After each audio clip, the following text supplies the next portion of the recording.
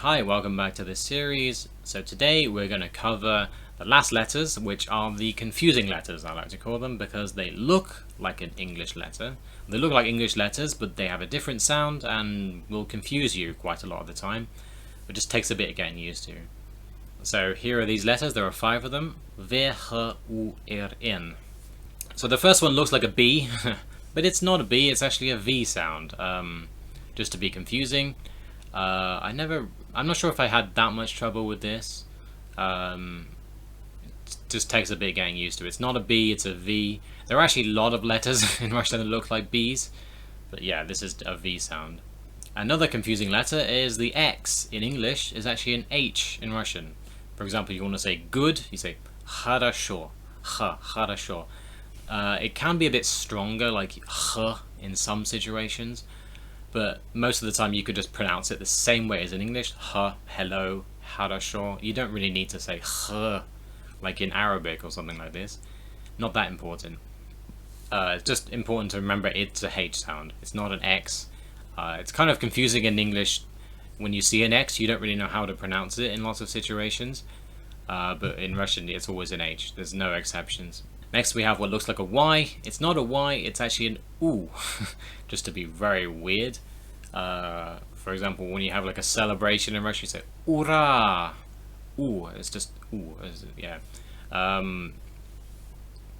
Yeah, there's not really much I can explain about that. To be honest, it's just an U sound. Okay, now we have probably the most confusing letter in Russian. There's the R, or R, which I can't pronounce. I can never roll my R's. It's not important if you can't. So this, yeah, it's really confusing because it looks identical to a P, but it's actually an R. For example, Ruski, Ruski язык. The R, the first letter, it looks like a P, it's an R. So yeah, this is probably the most difficult letter to get used to, and you probably will confuse this a bit. And lastly, we have what looks like a capital H, and it's not a capital H, it's actually an N sound. So we have quite a lot of letters that are quite confusing.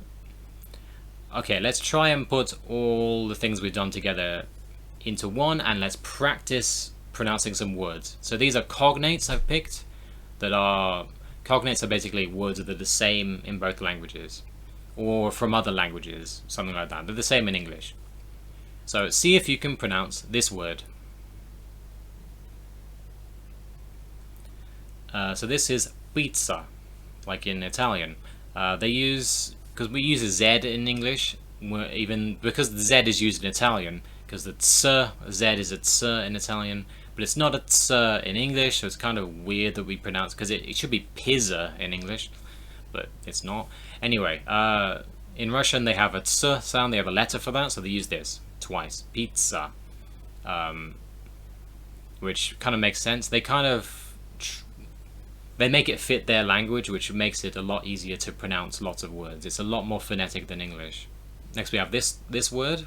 See if you can recognize this word and try to pronounce it. So this is informacja. So lots of the words with shun at the end in English, information, nation, they're basically always the same in Russian. Informacja, nacja, you just put tsia at the end, which is a very useful thing to know. Not really anything else I really need to say about this word. Okay, let's try another one. Try this word. So you can pause it if you like. This is sistera, meaning sister. Really confusing word is the letter is an R. Okay, next one we have this word.